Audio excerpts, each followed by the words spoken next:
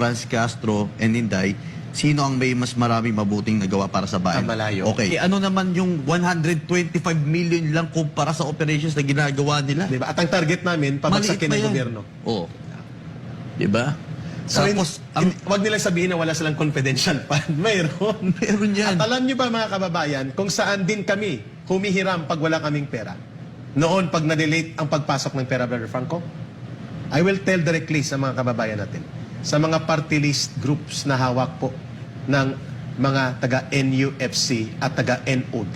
Yan. So ang pundo mula sa mga party list na ito, nagagamit din ba ng NPA? Yes. Pero kailangan yan gawa ng audit report and accounting report na parabagang napunta sa consultants.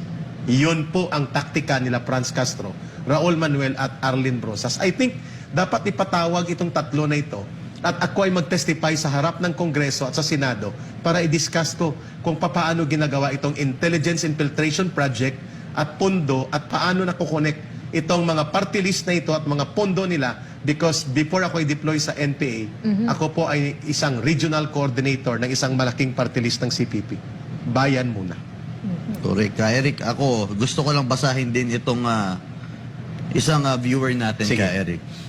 Sinabi niya dito, simple question mula kay, still Rebecca Doctora. I think this is the one you mentioned earlier. If you look at the track record of those Franz Castro and Inday, sino ang may mas marami mabuting nagawa para sa bayan? Malayo. Okay, bibigyan ko lang ng isang example. Okay, ha? Ano ba ang track record ni Franz Castro? Kung may papakita po natin yung mugshot niya. Yun. Ay, Please. ipakita natin. Can we do that, please? Can we show that sa ating nagpa-playback? Yung hinuli siya ng mga pulis at muntik na siyang gapusin ng mga katutubo sa Talaingon. Yun, di ba? Trafficking yun, di ba? Yung trafficking Yung of children. children, mga 14. kabataan nakatutubo. Ang kanyang... Kung hindi nakadarating ang pulis on time, Brother Franco, sa binabanggit mo, Miss Ina, muntik na silang gapusin ng mga katutubo doon sa Talaingon. So, yan Kasi ang wala hindi sila nagpaalam, ninakaw nila mga kabataang ito. Can yan we show that? Ayan, Brother Franco. Diba? Yan, mga kababayan. Yan ba? May karapatan ba Pwede yung mong mga basahin, ano? Brother Franco, yung nakalagay sa kanyang Yes. pagka-aresto sa kanya. Ito po, yan po ang... tingnan po natin, Actual ito, ikumpara po natin. hindi ito parang photocopy. Actual ito. Actual po Police yan. station to sa Davao. Yan po, si Francisca Castro Lucina. Republic Act 1036-4 in relation to Republic Act 7610. Ano nakalagay? Kidnapping and failure to And return a Kidnapping and minor. failure to return a minor. Ito yung... Kidnapper. 14 ka bilog yan, 14 ka So, minor. Sige. Kidnapper Kidnapper ang... Okay, itatapat mo naman ang kidnapper ka, Eric. May docket number, Wag mo naman itapat ang isang kidnapper sa Vice President na maganda yung record. Kidnapper laban Binabasa sa lang po mayor. namin to, hindi po to fake news. And Yan po these ang are nakalagay official, dyan. coming from official police mugshots. Yan, kaya ito Kasama yung... niya dyan si Saturo Campo. Si Sator Ocampo. Yan ang gusto natin maipakita sa ating mga kababayan. Ayan. Kita mo yan. Kita mo? Yan So, hindi po. kami naggamagawa ng Hindi kwento kami. ni Pero Brother dito, Franco.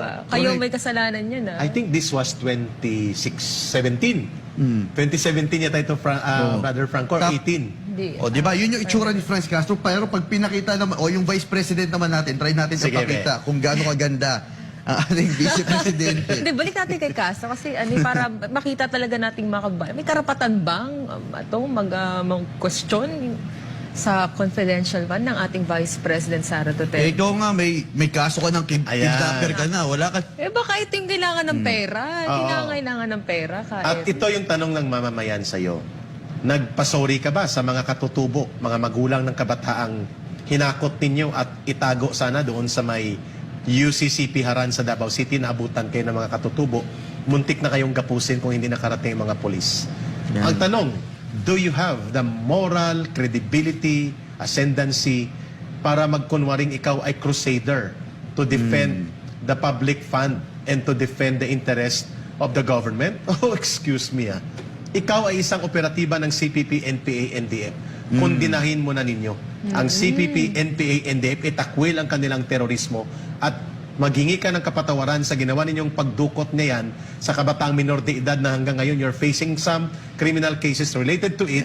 At saka kami maniniwala na ikaw ay seryoso sa crusade to defend public fund and integrity of the usage of it. Yan